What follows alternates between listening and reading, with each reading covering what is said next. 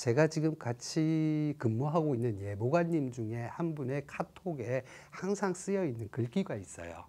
사람을 살리는 예보관.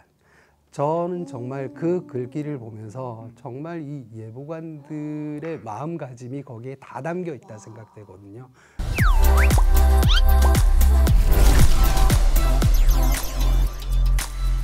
네, 오늘도 시청자분들께 드리는 사랑 힘차게 외치고 시작해볼게요. 하나, 둘, 셋! 옛설! 네, 안녕하세요. 오늘 옛설 세 번째 시간입니다. 예보관은 매일 수능을 친다, 이런 얘기를 들은 적이 있어요. 그렇죠. 매일매일 출근해서 예보를 생산하는 과정 자체가 시험이죠. 근데 이 시험 결과가 다음날 바로 나온다는 거죠. 11시간, 12시간, 야간에는 13시간 정도 시험 문제를 풀어서 퇴근해서 다음날 결과가 나오는 매일매일의 시험의 연속이라고 볼 수 있습니다. 아니, 1년에 한 번 수능 보는 것도 너무 힘든데 매일매일 시험 보면 어떻게... 근데 근무를 하면서 네. 실질적으로 일을 하는 것 자체가 공부라고 볼 수가 있거든요. 예보관들은 항상 이 여러 가지 가능성들에 대한 공부와 기존의 교과서 그리고 논문들을 통해서 지금 벌어지고 있는 기상현상들을 어떻게 하면 좀 더 잘 이해하고 예보할 수 있을까 끊임없이 공부하는 직업이라고 볼 수가 있습니다. 그래서 가족들한테 이런 얘기들을 아빠는 매일 출근하면 매일매일 시험 보고 다음날 결과를 본다. 너무 재밌지 않니? 라고 이렇게 질문을 하는데 돌아오는 대답은 정말 자녀분과 정말, 소통을 할 수 없는 그런 대화법인데요. 이상하게 쳐다를 보더라고요. 이상한가요? 좀 특이한 점은 네. 이게 지난 편에 수일기 바둑 얘기가 나왔는데 네. 바둑을 수만 판, 수십만 판을 두더라도 똑같은 경기는 재현되지 않는다고 해요. 날씨도 비슷한 것 같지만 정말 동일한 날씨는 두 번 다시 반복은 되지 않거든요. 그럼 그 시험도 매일 달라지는 맞습니다. 거네요? 네, 문제가 매번 바뀐다라는 게 좀 첫 번째 와. 특이한 상황이고요. 또 하나는 이제 초단기, 단기, 중기, 장기의 성격이 다 다르듯이 네. 치르는 시험도 약간 과목이 다 다르다. 이렇게 보시면 될 것 같아요. 자연이 가지고 있는 문제은행이 너무나 방대해서 말씀해 주신 대로 비슷한 문제 자체도 많이 없어요.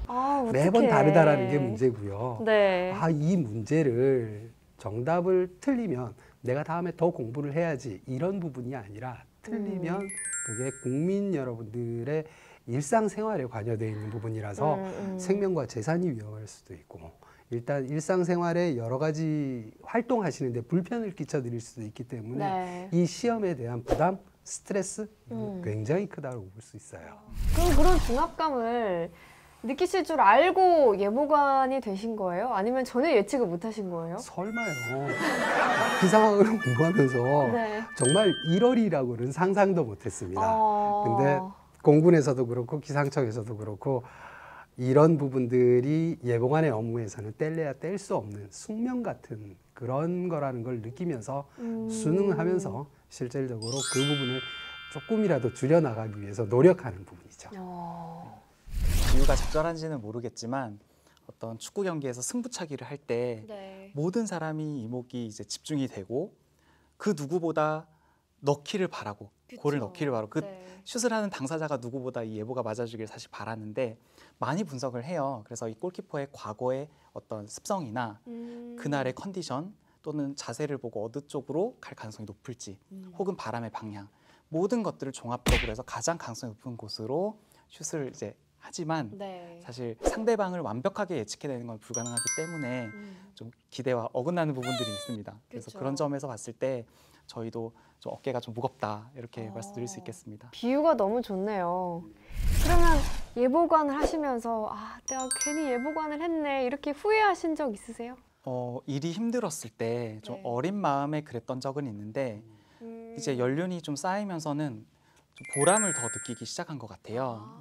그래서 뭐 의사 선생님이나 경찰관, 소방관 분들이 사람의 생명을 살린다라는 거에 대해서 모두가 공감을 해주시는데 저희도 마찬가지거든요. 태풍이 오니까 제발 나가지 마세요. 낙뢰가 치니까 산에 가지 마시고 뭐 물이 불어날 수 있으니 뭐 야영객들은 대피하시고 함으로 인해서 저희도 수십, 수백, 수천이 될지도 모르는 그런 생명을 구한다라는 그런 보람이 사실 일을 더 할 수 있게 만드는, 더 몰입하게 만드는 원동력이 되는 것 같습니다. 그런 부분들이 잘 드러나지 않는 부분들이 네. 일이 벌어지기 전에 사전에 예방을 하기 때문에 실질적으로 눈에 드러나는 가시적인 효과들은 그렇게 크지는 않아요.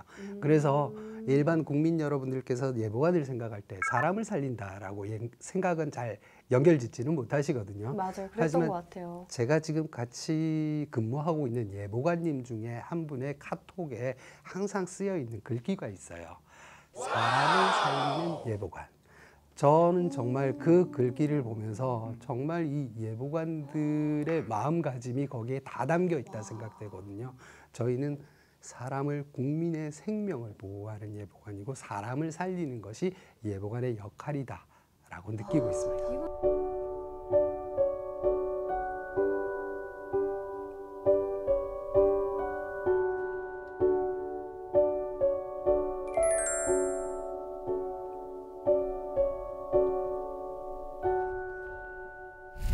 그러면 이런 예보관 분들이 몇 명이나 계신 거예요?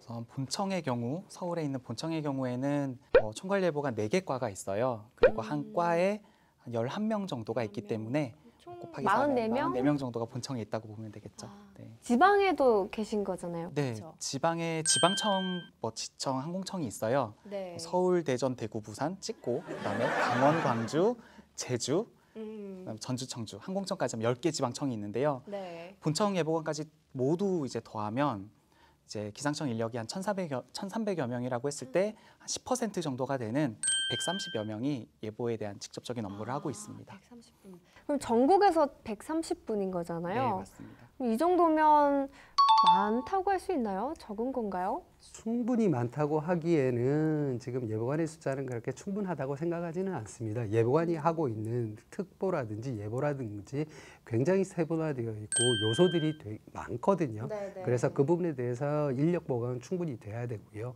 그 외에 기상청 전체 인원에서 예보관들이 차지하는 숫자가 오히려 지금 느끼시기엔 조금 적다 느끼시죠. 한 10% 정도라고 예. 하셨죠? 그 이유 자체는 기상청에는 예보가 가장 중요하고 예보를 해야 되지만 이 예보를 하기 위해서 지원하는 그런 인원들이 많이 있거든요. 레이더를 운영해야 되고 실제로 슈퍼컴퓨터를 운영을 해야 되는 사람들도 있고 위성 자료를 받아야 되고 또 관측을 해야 되고 이런 부분들의 사람들이 다 모여서 기상청이라는 집단을 이루고 있습니다.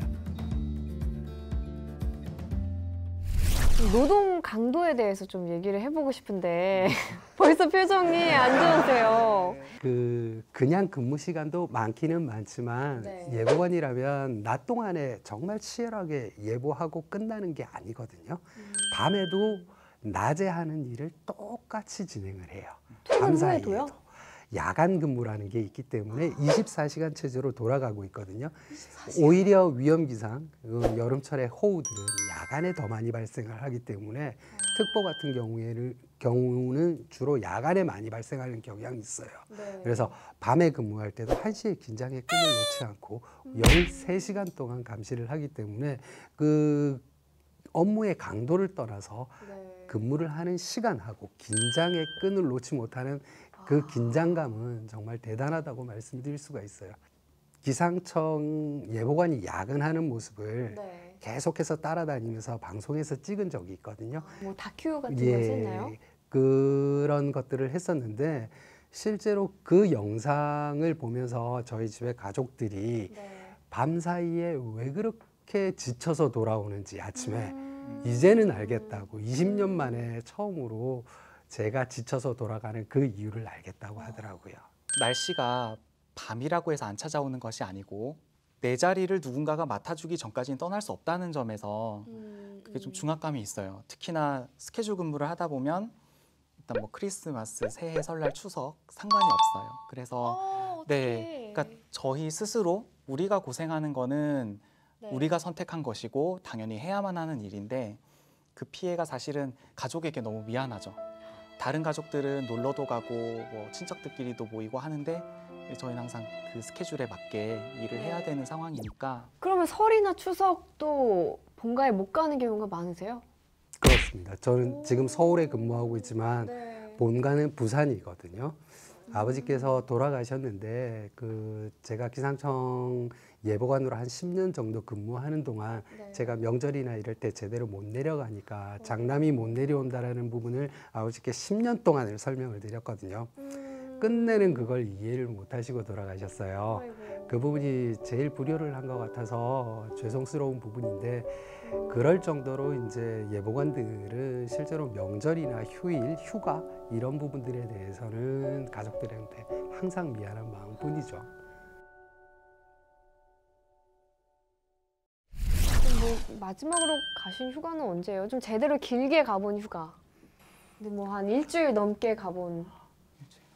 전 없는 것 같은데요. 기억이 안 없다고요? 나요. 네.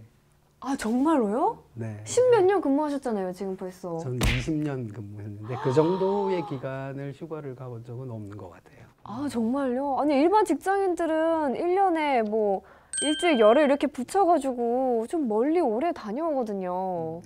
예보관의 그 업무 특성상 제가 없으면 네. 제 자리를 누군가가 대신을 해줘야 되는데 그 사람의 어깨에 짐이 더 얹어지는 거죠. 그런 부분들 때문에 실제로 제가 자리를 정말 급한 일이 있으면 하루 이틀 정도는 비울 수가 있지만 긴 기간 동안 여행을 위해서 비운다라는 건 아직 상상을 잘 못하겠어요. 그러면 예보관이란 직업은 어떤 성향을 가진, 어떤 성격을 가진 분들이 하면 좋을까요? 저는 개인적으로 끝까지 의심하는 분, 의심을 끝까지 하시는 분, 그렇게 쉽게 결정할 사안이 아니기 때문에 끊임없이 비교 분석하고 A 아닐까? 내가 고른 게 최저가가 맞나? 뭐 그렇게 끊임없이 고민하고 단순하게 생각하지 않는 분? 하지만 이렇게 끊임없이 노력하고 마지막까지 의심하고 분석하고 하지만 정말 마지막에는 결단을 내려야 되는, 마지막에는 결정을 하는 그런 부분들이 분명 필요합니다. 네, 기상청 예보관들의 솔직 담백 폭풍 토크 예썰, 오늘은 여기까지 하겠습니다. 함께해 주신 예보관님들 그리고 시청해 주신 여러분들 모두 감사합니다. 마지막으로 인사드릴까요? 하나, 둘, 셋, 예썰!